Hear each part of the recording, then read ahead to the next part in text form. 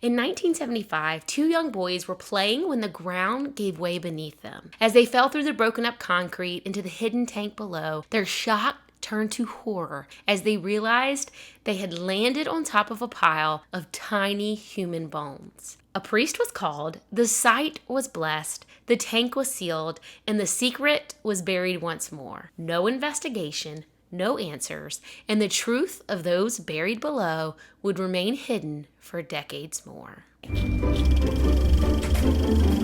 Hey y'all, I'm Christina and you're listening to History and Hearsay. Today's topic popped up over the summer because investigators started digging at this site just this past July of 2025, and this site is currently still being excavated. It's supposed to take about 2 years to complete, so we'll hopefully be getting some more updates on this case over the next year or two, but just a reminder that I'm not a historian or any type of expert. Everything in this episode is alleged based on research that is publicly available online, and as always, my sources are linked down below the episode. Magdalene Laundries, or Magdalene Asylums, as they were often called, were operated in Ireland throughout the 19th and 20th centuries. While they were famously touted as having housed prostitutes or unwed mothers, women could be sent to these institutions against their will for any number of reasons. Some reported that an offense as small as forgetting to purchase a train ticket could see a woman locked up in one of these institutions. When women entered the laundries, they were not told how long they would stay for. It was reported that it could be as less than 3 months or as long as 10 years. Now, while the focus of today's episode is set in Ireland, these laundries also existed in Canada and Australia.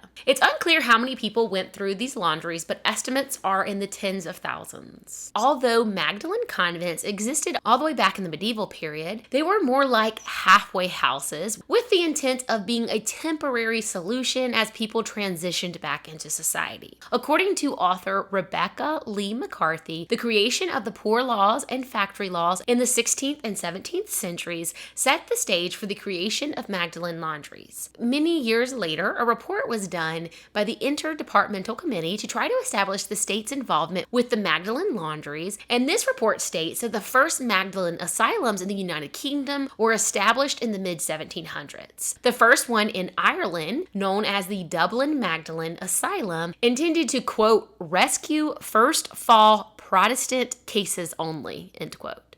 According to DW, after 1922, when the Irish state was formed, the tendency was to rely on the church to provide social services. From 1922 to 1996, the remaining 10 to 12 Magdalene Laundries in Ireland were run by 4 religious orders of the Catholic Church: the Good Shepherd Sisters, the Sisters of Our Lady of Charity, the Sisters of Mercy, and the Sisters of Charity. Now, you may be wondering why these institutions were named Magdalene. Now, this comes from a woman in the Bible who has always been presented as a fallen woman. So this was Mary Magdalene, who was written about in the Gospels. She had been possessed by 7 demons. Jesus healed her by delivering her from these demons, and afterwards she became a disciple of Jesus and supported his ministry. She was present at his crucifixion and was one of the first to discover the empty tomb when Jesus rose from the dead. Now, Mary Magdalene is often portrayed as a repentant prostitute, but the Bible never mentions this. This story about Mary is believed to have come from a sermon given by Pope Gregory when he spoke of her as a repentant prostitute. So all of that to say, it seems that this is why the Catholic Church uses Mary Magdalene's name to represent what they would call a fallen woman who had turned her life around.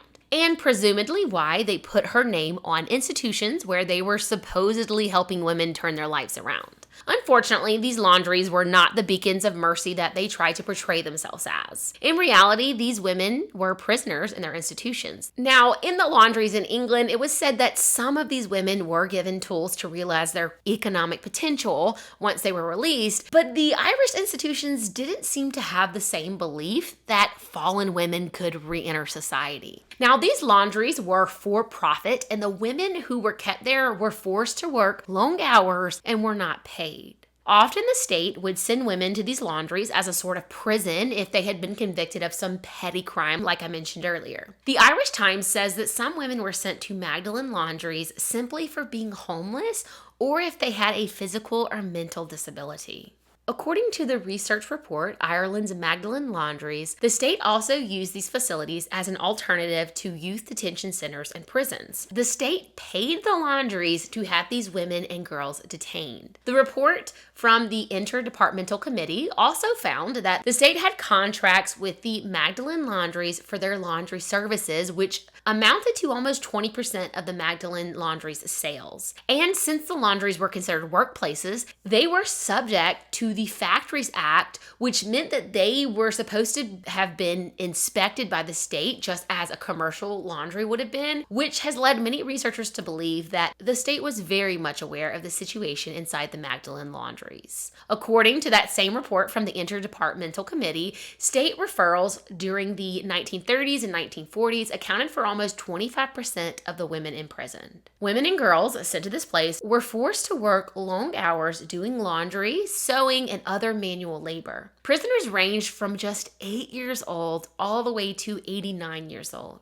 Some young girls were sent to these institutions after reporting SA from a family member, which is just so terribly sad. I read one story of a young girl who was asked by a nun what was wrong, like she could tell that something was going on with her, and she confided in the nun about how her stepfather had been hurting her, and that resulted in her being sent to one of these laundries. It's so sickening to think that instead of the abuser being removed from the home, the victim was the one who ended up being punished, removed from her family and sent to what was essentially like a prison. When a woman or a young girl was sent to a Magdalene laundry, the nuns would immediately give them a new name, cut their hair, and replace their clothing with a uniform. According to one human rights lawyer, these institutions were often places of physical neglect, poor hygiene, little heat, and lack of access to pain-relieving medications, even for those who were giving birth. I watched an interview with one woman who recalled how one of the expectant mothers who was giving birth to a breech baby was denied pain medication and then told by the nun that she hoped the few minutes of pleasure was worth it. This is reportedly something that was said to young girls who had become pregnant as a result of an assault as well. One woman who this happened to says that when she asked the nun for help during labor, she was told, "You should have thought of the consequences before getting yourself in this mess. Tell me, was the 2 minutes of pleasure worth all this?" Which, I just cannot even imagine being such an angry, hateful person, especially doing it in the name of God. The young girls who were sent to these places were not given any education. This is believed to have been an intentional plan to keep them dependent on their keepers. They were underfed, experienced long-term hunger while they did laundry, cared for babies, and even prepared meals for the nuns. Punishments at the Magdalene Laundries were frequent and severe. If anyone refused to work, they were starved, humiliated, or put into solitary confinement. While there were several recorded incidences of physical abuse and punishment, many characterized their treatment as mental cruelty. Now, there were a few women who reported that their experience was not as bad as what was reported by others, so it sounds as though some of the laundries may have treated the women a bit better than others. And the worst treatment reports did come from one particular laundry where women reported that they were not allowed to make friends with each other, and if you were talking, you would get slapped with a stick to get back to work. These women were locked in their rooms for the night, and they were forced to use chamber pots to go to the restroom.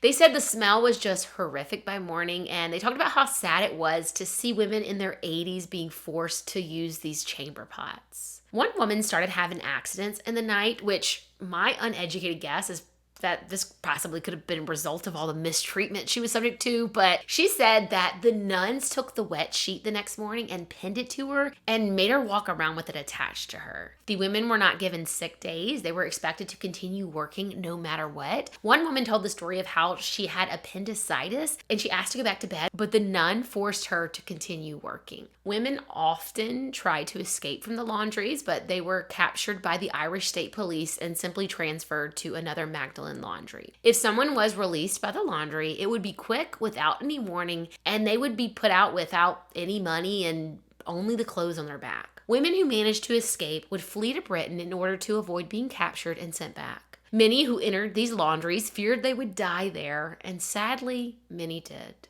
Irish Times reports that numerous mass graves of Magdalene women have been discovered. And while the report of the International Department Committee accounted for 850 deaths of women ranging from the ages of 15 to 95. The Justice for Magdalene research says that they have identified 1,600 people who lost their lives in Magdalene Laundries. Now, there were also illegal adoptions that came out of the Magdalene Laundries, but this ties into the main topic of today's episode, which is the mother and baby homes. Now, some reportings will use the terms Magdalene Laundries and mother and baby homes interchangeably because of how similar they were, but there are some differences in that the laundries were for-profit businesses, while the homes were said to have forced women to work continually doing things like scrubbing the floors for hours on end and things like that. But I don't think there was any actual for-profit businesses being run out of the homes, at least not from what I discovered, unless you consider the fact that they probably received money when they took people's children from them and placed them up for adoption. Sometimes women from the laundries would be sent to the mother-baby homes while pregnant or after having their babies, but both the laundries and the homes had similar practices when it came to adopting out the babies. Mother and baby homes were established across Ireland in the 20th century and were supposed to be a way to provide housing for unmarried pregnant women who had no source of financial support. The vast majority of these homes were operated by religious institutions, mostly the Catholic Church, though there were some Protestant-run homes as well. Unfortunately, this was a time when unwed mothers were shunned by society and were often abandoned by their families when the news of the pregnancy came out.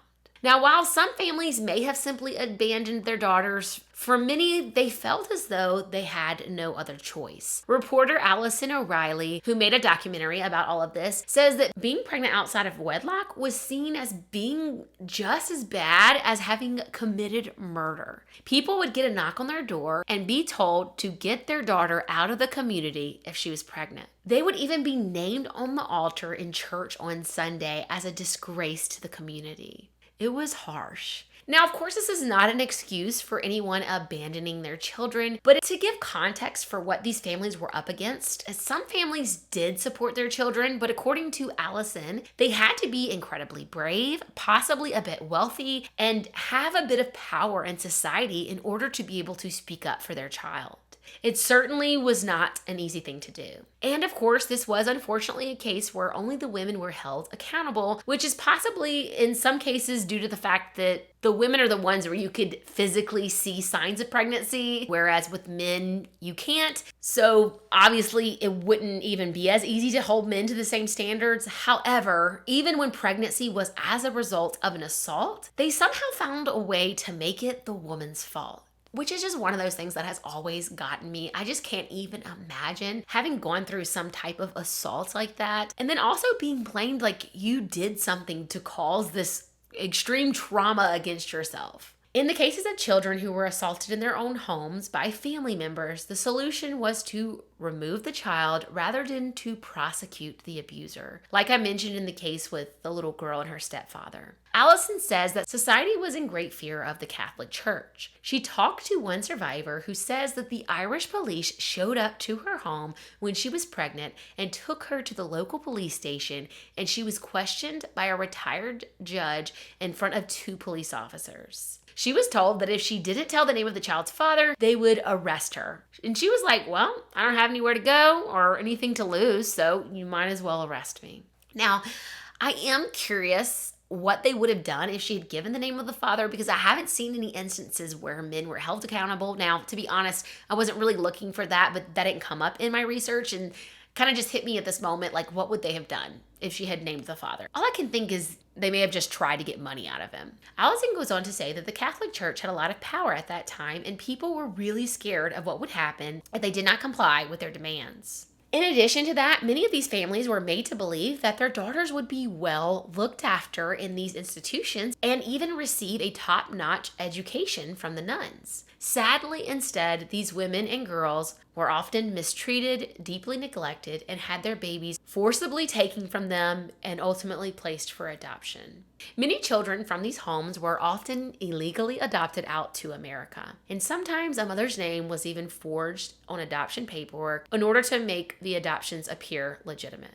There was a story of one woman who didn't know how to sign her own name, so typically she would just put an X. Well, when her child adoption records were located years and years later, her name was perfectly signed on the forms, indicating that someone, probably one of the nuns, had forged her signature. Often women were told that their babies had died at birth, and while many did, it kind of makes you wonder if some of these women were lied to and their babies were actually adopted out for profit. In 1975, a former workhouse in Tuam, Ireland, you guys in Ireland will have to tell me if I said that right. This home housed desolate adults and children since the famine era and was converted into one of these so-called mother and baby homes. It was owned by Galway County Council, but run by an order of Catholic nuns, the Bon Secours Sisters. Between 1925 and 1961, this home, known as St. Mary's, housed thousands of unwed mothers and their babies, as well as unaccompanied children and hundreds of families of various different configurations. Some people who grew up in Tuam say that they remember seeing gaunt, desolate children from this home being brought into their classrooms at school. The children were always brought in a little late and left a little early. The nuns told the other children in the classroom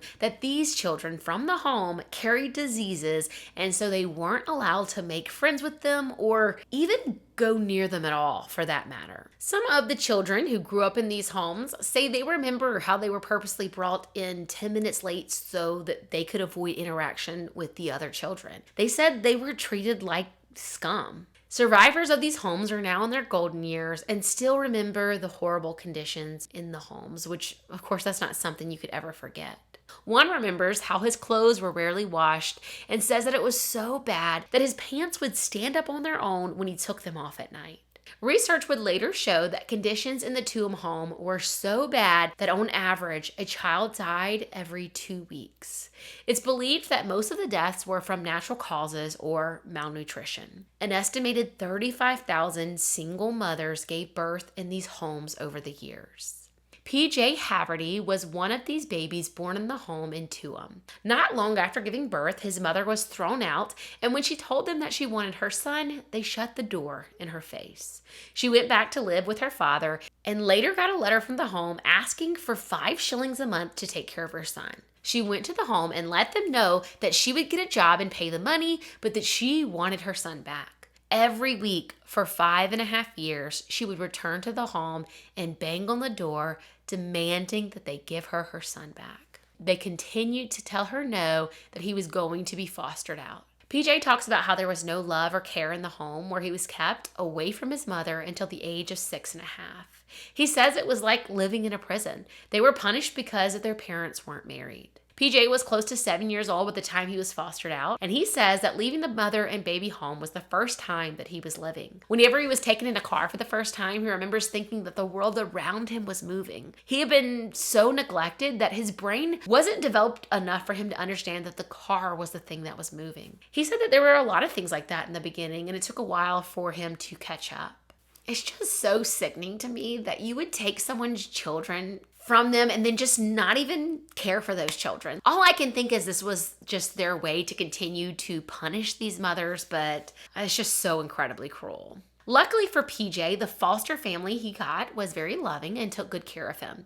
He later asked his foster mother how much she paid the nuns for him. He said she told him that she would tell him later, but never did. But for him, that was enough for him to confirm that this was about money and essentially these nuns were selling children. He said that his foster mother was the one who insisted on finding his biological mother for him. She was eventually able to get the address where his biological mother had come from, and it took quite a while to actually find her from there. But PJ was finally able to meet his biological mother by the time he was in his early 20s. Now, unfortunately, he didn't get much time with his biological mother. She seemed to be concerned with interfering with his life, which is just super sad. But I'll link a podcast where PJ tells the whole story for himself. It's really obvious that he carries a lot of pain over the lost years and all the suffering that he was put through. But you can also tell that he feels blessed to have found his biological mother and have at least gotten to meet her, because many of the victims of these institutions weren't so lucky. By the 1960s, the Tuam mother and baby home was falling apart to the point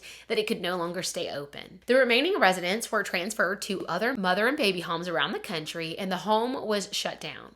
In 1972, after the home had been demolished, construction began on a new housing estate in the area. In 1975, 10-year-old Frank Hopkins and 12-year-old Barry Sweeney were playing at the site when they fell through a cracked concrete slab and into an underground chamber that was believed to be the old septic tank from the mother and baby home. After that, the story kind of changed a few times, but at first it was said that the tank was filled to the brim with children's skeletons. One of the boys would later say that it was probably about 20 skeletons, and then even later that reporting was changed to say a large number of bones. Now, in the very beginning of this episode, I said that nothing was done about the discovery, and the reason for that was because while there was some speculation that maybe these were unbaptized infants or stillborn babies from the home, most seem to assume that these were victims from the Great Famine. And throughout all of this, the locals in the area were reportedly made to believe that the site contained only a small number of bones. A local priest was brought in to pray a blessing over the site, and the chamber was resealed. Locals treated the site as an old burial ground and eventually erected a memorial garden with the Catholic shrine, but that was it. And perhaps this burial site would still only be a local rumor, if not for one woman who came along nearly 35 years later. Wanting to learn more about her own family's history, Catherine Corless took an evening course that sparked an interest in learning more about local history. She wrote an article for the local history journal on landlords. The editors of the journal thought her work was really good, and they asked her to submit another article. This time, she decided to write an article about the Tuam mother-baby home because it was something that she remembered from her childhood. She began researching and quickly discovered that there hadn't been much written about the home and that her article was going to require extensive research. She started researching in local libraries and county records, and her curiosity was piqued even more when her questions were met with blank responses or even suspicion. She started talking to locals and was shown the site of a mass grave that locals believe held famine victims from the 1840s. Now, this didn't add up to Catherine because she knew that famine victims had been buried respectfully in a field only about a half-mile away from this site. There was even a monument there marking the spot. So Catherine pulls up Ordnance Survey maps of the area, which indicate the site of the grave was listed as a septic tank in 1890. There was also a map from 1929 that had it labeled as a sewage tank, and another from the 1970s after the home was demolished that had a handwritten note next to the area saying burial ground. She requested information from the Bonsecourt sisters, but was not given anything helpful. She called the registration office for births, deaths, and marriages in Galway, and also asked for the names of the children who had died at the home. 2 weeks later, a staff member called to ask her if she really wanted all the names. Catherine had been expected 20 or 30, but instead she discovered that there were hundreds. When she pulled the death certificates for a few of these children, she quickly realized that none of the certificates indicated where the children had been buried. She started checking burial records for not only Tuam, but also neighboring towns, and was unable to find any records of where they had been buried. Catherine was in complete shock and starting to believe that she may just know who was buried in the old tank at St. Mary's. After years of research, Catherine completed her first article about the history of the home. She detailed the poor living conditions inside the home and noted that a staggering number of children lost their lives in the home between 1925 and 1961, mainly due to various diseases. She acknowledged that this was during a time period in Ireland when there was a very high infant mortality rate, but she questioned why there were no records for where these children were buried. Catherine says that her article did not gain the attention she was expecting from the authorities, and so she continued her own private research into what had happened to these children. Between 2011 and 2013, she obtained 798 death records for children who died in the home, and she was shocked to learn that there were no burial records for these children. In 2013, she reached out to the local media with her findings in hopes that maybe she could raise funds for a larger memorial to be built at the site. But once again, this didn't raise the awareness she was hoping for, as only a small article was printed. A second article was printed calling for a plaque to be installed at the site to include the names of the children who had died. Catherine continued researching and talking to locals who had been born in the home or thought that they may have relatives who had been buried there. Finally, in 2014, the story gained international attention and Catherine started receiving requests from international media. She continued doing media appearances and raising awareness around her research for several years. Many in the local community were upset with her and wanted the matter to just be left alone. Catherine was contacted by the Bon Secours headquarters and told that she had upset the older religious sisters and that her information was untrue. Mary Moriarty lived near the site of the institution in the mid-1970s. She has since passed away, but prior to her death, she told BBC News that back in the early 1970s, two women had told her that they saw a young fella with a skull on a stick. Mary and her neighbors asked the child where he had found the skull, and he had shown them some shrubbery. Mary said that when she went to look, she fell in a hole. As light streamed in from where she had fallen, she said she saw little bundles wrapped in cloth that had gone black from rot and damp.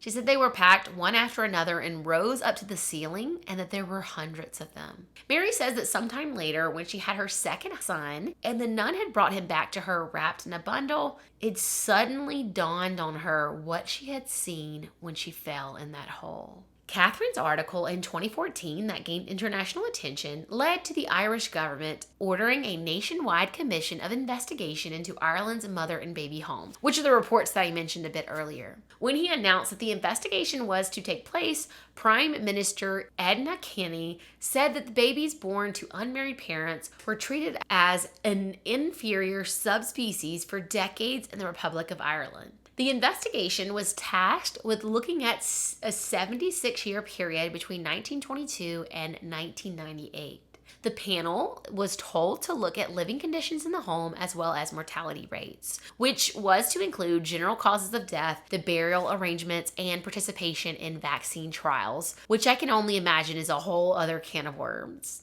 They were also tasked with investigating the adoption practices of the homes and whether these mothers were able to give full, free, and informed consent for their children to be adopted out.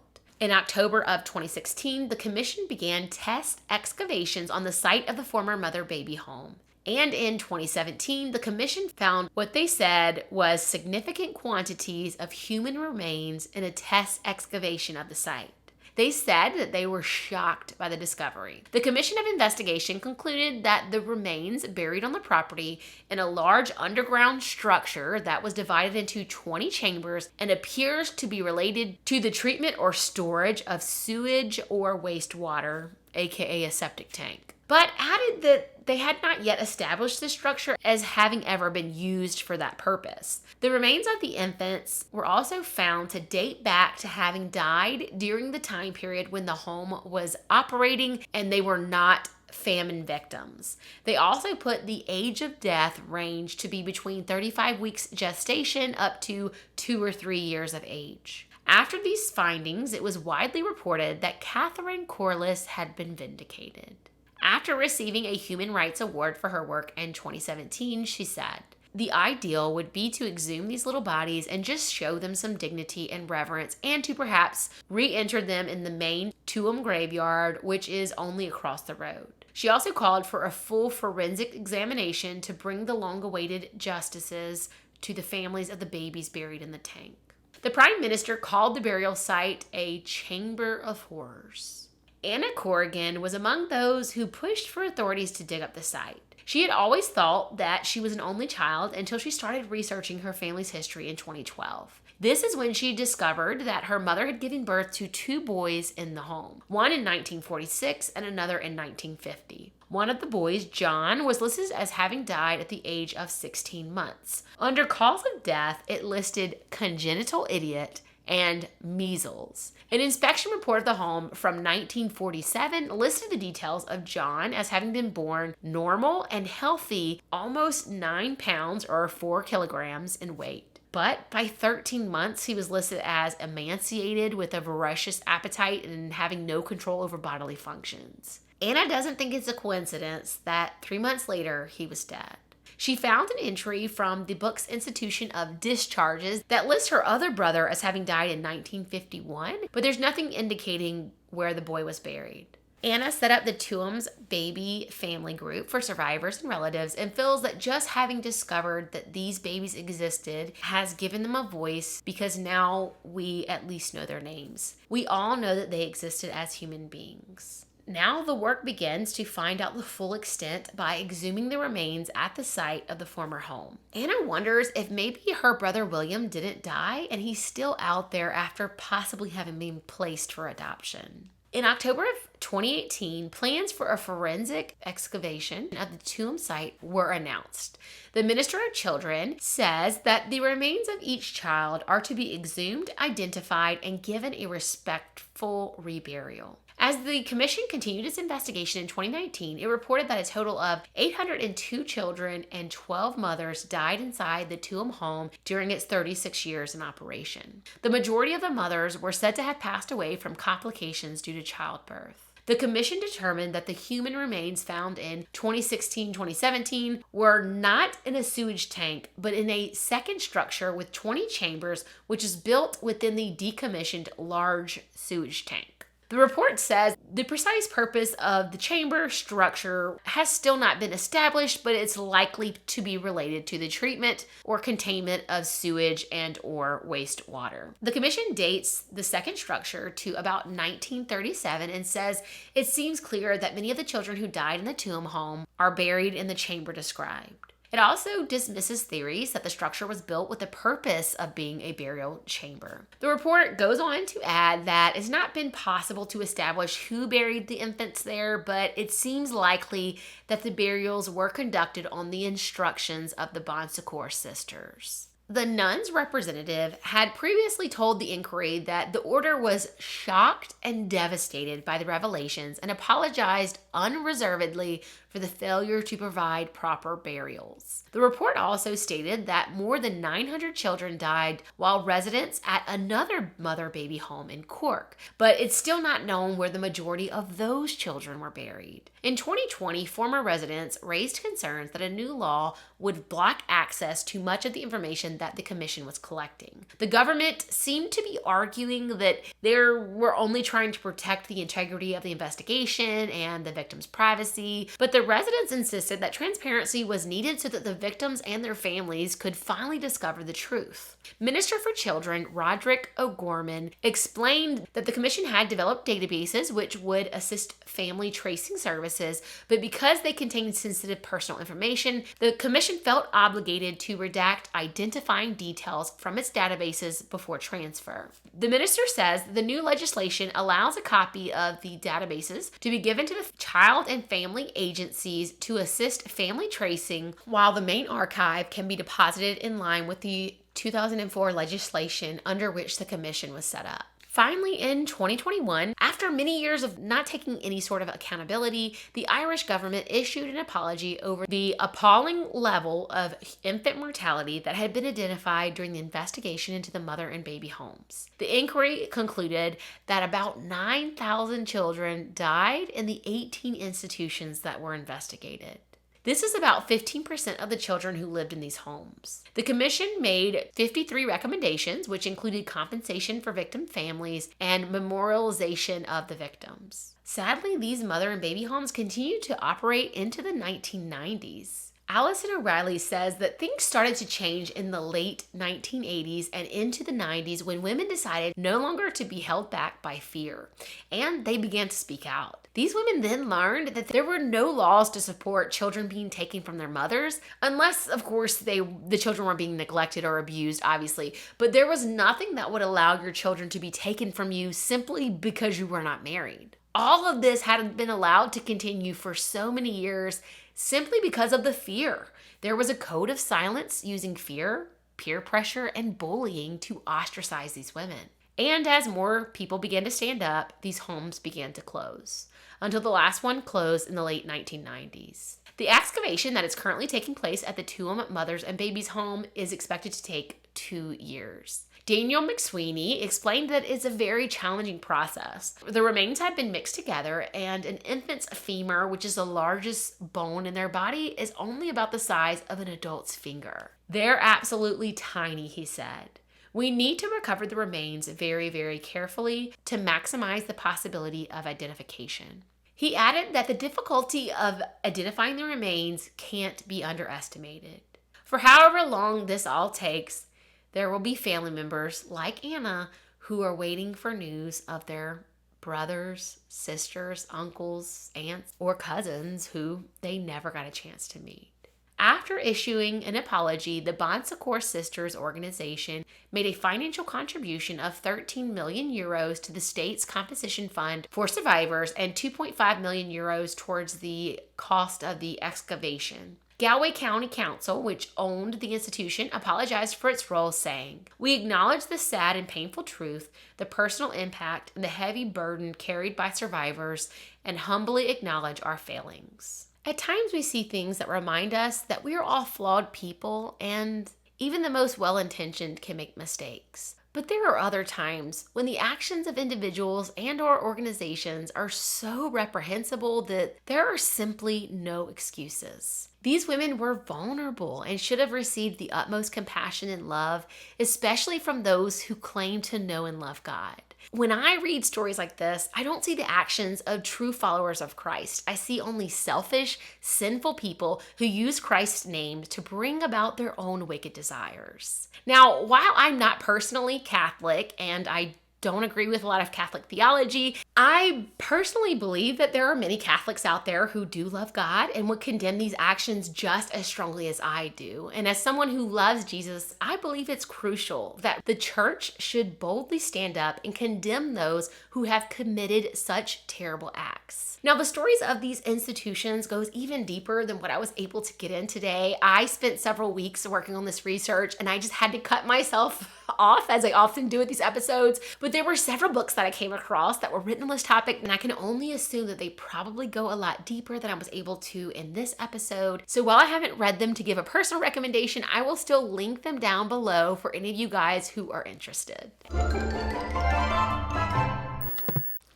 Sit down. All right, sit down so I can make my thumbnail. Lay down.